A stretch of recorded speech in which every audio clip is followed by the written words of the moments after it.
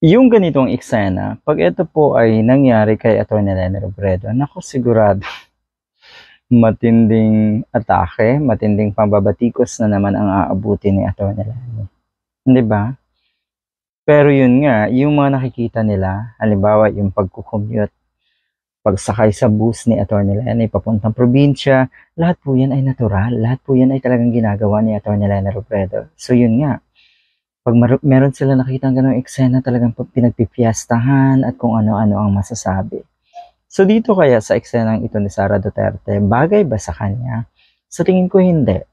Dahil totoo itong statement or itong reaction na ito ng isang netizen. Sabi, huwag mong utuin ang mga mangmang mong supporters. Ayun nga, yun naman talaga ang seste ngayon. Yun naman talaga ang nangyayari na patuloy lang na inuuto natin sa Sara Duterte ang kanyang mga supporters.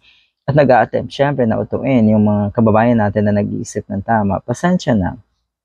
Pero malabong mangyari yan. Sa tingin ko ay sa halip na madagdagan yung nauuto nyo po ay nababawasan. Yun yung totoo.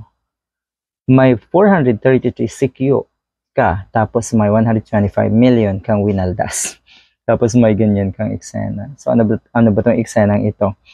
Tapos daw bumoto sa isang eskwelahan, ito si Sara Duterte, yun nga, bumili ng fishball sa labas ng eskwelahan kung saan siya bumoto. Hindi po kayo kilala sa ganitong estilo. Dahil, nako, siguro naman ay alam ng mga netizens, hindi lingid sa kalaman ng mga netizens na from Manila to Davao, helicopter, presidential chopper, at kung ano pa ang gamit na paraan. Private jet, pupunta lang sa isang private function, hindi naman government function, 'di ba? Ganyan po ang estilo. Ganyan po ang pagkakakilala ng tao sa inyo.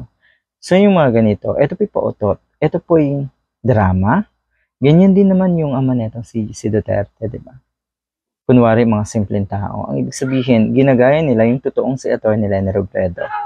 Okay, siguro alam din nila na yung pagiging totoo ni Atty. Leni Robredo sa mga nakikita nating totoong ginagawa niya at simpleng buhay, yun po talaga ang totoong hinangaan. So siguro inakala na ito, baka sakaling tumaas uli ang kanyang rating pag ginawa niya yung mga ganitong eksena.